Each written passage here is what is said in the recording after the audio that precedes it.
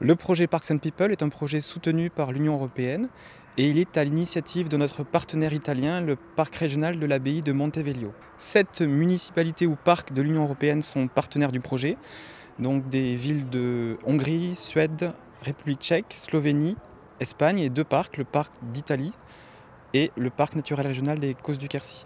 Chaque partenaire a en charge d'organiser une rencontre, un événement d'une semaine sur son territoire. Et le but est de discuter des problématiques qu'il peut avoir et d'échanger des bonnes pratiques avec toutes les délégations partenaires. Notre participation à ce programme européen vient de rencontres. Voilà, la vie est faite de rencontres et je pense qu'à nous de savoir les saisir pour en faire de belles choses. J'ai eu l'occasion, à titre de plutôt conseillère régionale, d'être conviée en Italie pour la fête de l'histoire à Bologne. Nous avons sympathisé avec la directrice du parc Abbazia di Monteveglio, à côté de Bologne, qui m'a du coup proposé d'intégrer le projet PARPA, qui Park and People.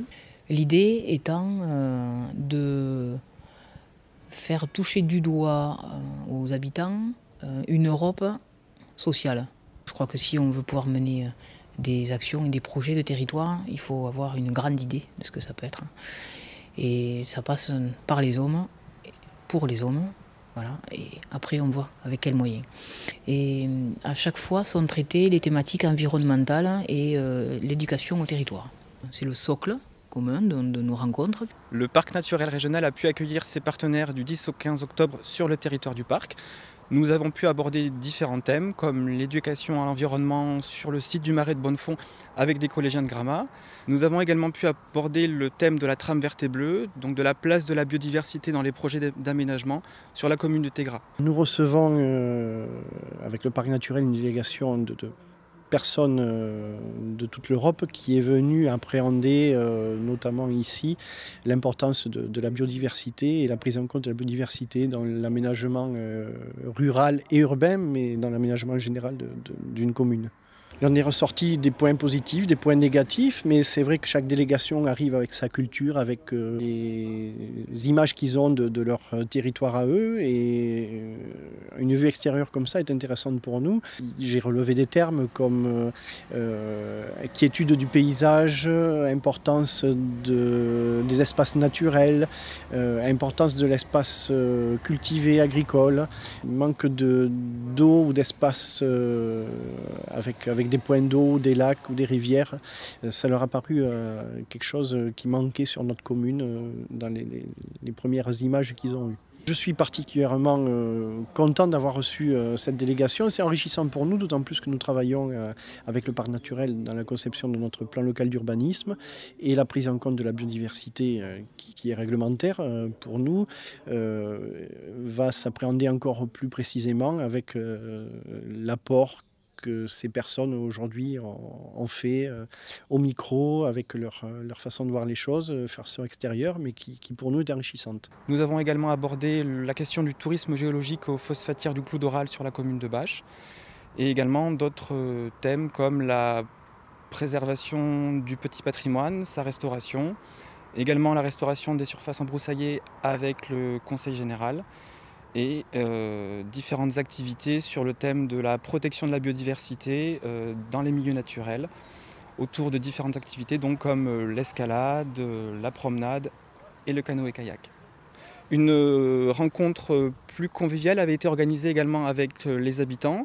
Nous avons organisé une soirée musicale avec les musiciens de la Granja, donc à la Grange du Causse à Soulomès. Et donc c'était l'occasion de également discuter culture de l'Europe, avec différentes musiques de l'Union européenne qui ont été appréciées de tous les participants. Ce que ça peut apporter à l'équipe, c'est déjà de prendre de la distance vis-à-vis de leur quotidien, sortir la tête du guidon, si on peut le dire comme ça, mais c'est bien l'image. Si on ne regarde pas un peu autour, qu'est-ce qui se passe, on se coupe d'initiative et j'ai envie de dire, on se coupe aussi de notre capacité à inventer. Et pour moi, c'est un enjeu majeur. Je pense que les parcs naturels régionaux ont un bel avenir s'ils savent retrouver leur capacité d'innovation et d'expérimentation. C'est tout le sens que je donne à mon action politique au sein du parc, notamment, au service d'un territoire et de ses habitants, bien évidemment. Les perspectives du projet peuvent être multiples. Ça peut être l'occasion de développer des actions entre tous les partenaires européens ou avec des partenaires ciblés, mais également la question de l'éducation à l'environnement, avec pourquoi pas la création de liens entre les écoles de nos territoires. Il faut dire que c'est une première pour le parc des Causes du Quercy que de participer à un programme de coopération européenne qui, j'espère, en verra bien d'autres, marque le début d'une longue série de coopération européenne, voire peut-être plus large, mais qui nous permettront de mener des actions très concrètes en matière de coopération internationale. En 2012, nous irons en République tchèque fin de printemps, puis Hongrie. Et le dernier événement qui viendra clôturer ce projet qui a donc 3 ans, se fera dans le parc italien. Et qu'on ne voit pas comme un événement final, mais ce sera un événement qui marquera, je pense, une autre étape, le passage à une autre étape et à d'autres coopérations.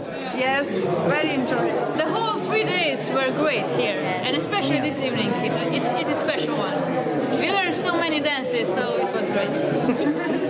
Great people, French. Yes. And the country is very beautiful.